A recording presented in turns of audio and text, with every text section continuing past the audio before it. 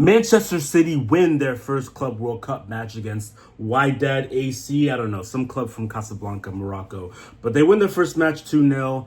And the first thing we got to say is very good performance by Phil Foden in the first half. He was the player of the match. He had the goal. Savinho, little run down the left-hand side. Savinho has just quick feet, great lateral movement. He reminds me of just a more athletic and speedy Riyad Mahrez. He probably doesn't have the touch that Riyad does, but just the quickness, the quick change of direction, he definitely reminds me of Riyad. And he did that, crossed down the middle, keeper parried it into the center. Now, that's a situation where you can't really control where the ball goes, but he parried it into the center, which is the one thing they always tell you, that if you can control it, always do it to the outside.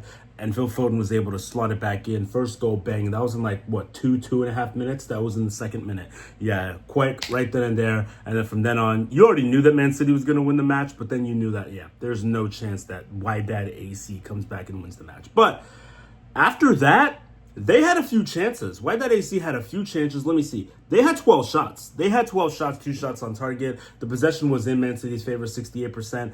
But it didn't seem like Man City were playing their typical brand of football, which is like 75, 80% possession that they do sometimes against these high-level Premier League sides. So clearly Man City aren't there yet. They're still miles off of it. They're bringing in, obviously, new signings like Shirky and them. And Holland didn't even start this match. He came off the bench. We got Rodri back, but he's going to be slowly moved into the team. He's not just going to be thrust in right away. He actually came in for Foden in the 60th minute. So Rodri, the best DM in the world and the Ballon d'Or winner, is back. Thank God he's back, because he is as exciting as they come when I'm watching games. So glad he's back. But City did what they needed to do, and the second goal, there was a corner, and Phil Foden took the corner, perfect cross to the far post, and then Doku just slaughtered it off. You got to say the defender just fell asleep, like he was in La La Land totally, and then Doku just ran behind him. That's the equivalent of not boxing out on a shot in basketball, and then somebody gets a put-back dunk or layup. It's like you fell asleep, and he did the equivalent of not boxing out and not watching his man. Except in this sport, it hurts you way more when you make a decision like that than in like basketball, where it's only 2 points.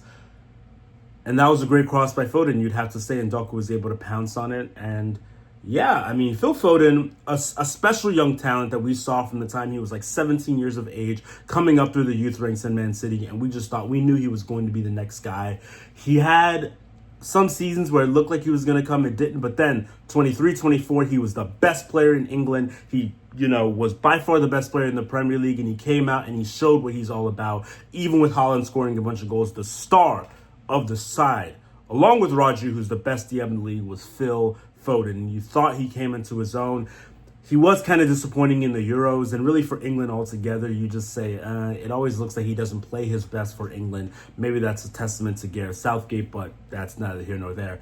But this season with City, he's been poor, and some of that may be due to injury, which we understand, and some of that may just be due to he just didn't play well. I still think he has remarkable ability, as he showed today. His dribbling, his close touch control, just his passing, the weight of his passing, his intelligence, the way he's able to get in and out of breaks and play like a true number 10. I think he was slotted. Yeah, he was slotted in the 10 today, in the double pivot with Shirky, their new signing. And then Reinders as well, I forgot. Yeah, Man City have stocked up big time. City have realized that they spent so many years early in Pep's tenure there stockpiling talent, and then they kind of just stopped for a little bit. But now, after, having their worst season since their first season under Pep, they didn't even win a trophy. They got to the final of the FA Cup, but they didn't win it. They were third in the Premier League. No trophies after having won 6 and 7 years. Not a good look at all.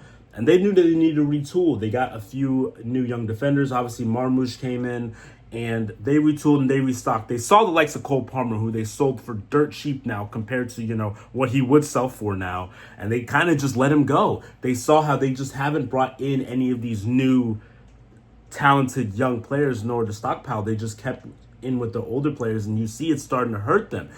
Guys like Ovadio didn't even play in this game, but guys like Kovacic they brought back. Gundogan they had to let go, and even though he got 2 years older, they brought him back. They still had De Bruyne for a really long time until the injuries just kept piling up, and they were like, yeah, we can't renew your contract. You're one of the best players the City's ever had, but this is where we stop. But City are retooling, and they're giving it another run for sure. Pep's always in this in and out mode of I'm coming back, I'm leaving, I'm coming back, I'm leaving, but he's clearly here to stay. And I think he's going to stay for at least this season because he wants to go out on top. He's definitely going to leave. His last season, City will win the Premier League. He'll go out in the same way that Sir Alex Ferguson did when Man United won the Premier League in 2012, 2013. You just know that he wants to go out on top. And I think if City won the Premier League again and made it 5 years in a row this year, Pep could be gone and he wouldn't even be managing this match right now. But yeah, City did what they needed to do, but Phil Foden was really the spark, and you question, is he back? Is he back? They gave Wydad a few chances, a couple of them which I thought would be surefire goals, but they just didn't have the quality of their strikers and of their wingers to, make any impact, so it almost didn't really matter. And that's what you're going to run into with a lot of these worst teams. They can get by you. They can get a through ball in through the middle and then, split up your defense and get some of the defenders off guard. They can catch the goalkeeper making a mistake. They can get by you. But they're probably not going to be clinical enough in the box to be able to punish you for it. And that was what Wydad did.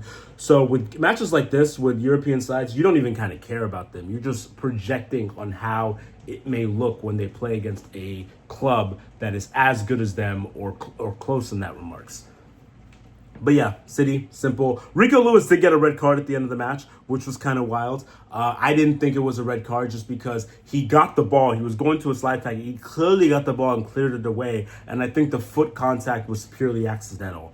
And it looks vulgar and it looks really bad. And that's the thing, like foot to face. But his face was so low, it was down here. His face was close to where, your feet are supposed to be as a footballer. It was basically on the ground. He came into that tackle head first, and then Rico Lewis happened to kick him. So that's a fault of the Wydad players. So I just don't think he should have gotten a red card for that. I understand a yellow just because, it's a kick to the head. Like, that is severe. But a red card, you have to understand that it's accidental. It's not intentional. If it's intentional, then sure. But clearly it's accidental because he got the ball first. A lot of the ball, I may add, not just a quick little, tiny tick away. So I don't love that. They're going to be out Rico Lewis for at least the next match. I don't know how long the suspension will be, but at least the next match. Luckily, he only got the red card in like the 87th, 88th minute, and the match was already over anyway. And honestly, I think City could have had 9 men and Wydad would have scored maybe once this match. Like, they were just not great in the final third. Their strikers and their wingers just didn't provide anything that made me feel worried at all. What's the striker's name? Mailula. Definitely not impressed with him at all.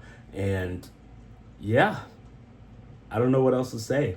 City did what they needed to do. And let's see what happens for them next, just like with the rest of these Real Madrid sides. Real Madrid and Al Hilal's in about 45 minutes. We'll be watching that, and that'll be a much better game because Al Hilal got some great European players who just happen to be playing in Saudi now, collecting that paycheck. So that should be good. But yeah, straight up for City. Nothing much to say, but Phil Foden, are you or are you not back?